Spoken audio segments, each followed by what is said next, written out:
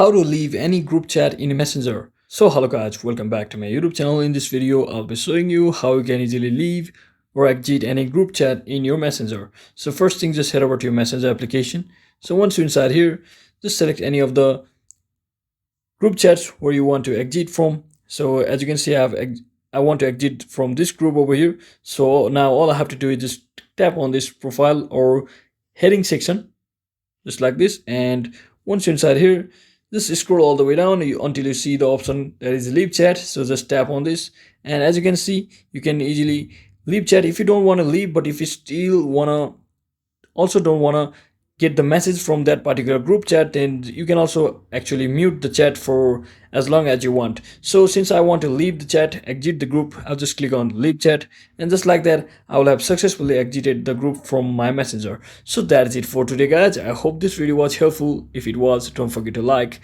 and subscribe to the channel. See you on the next one.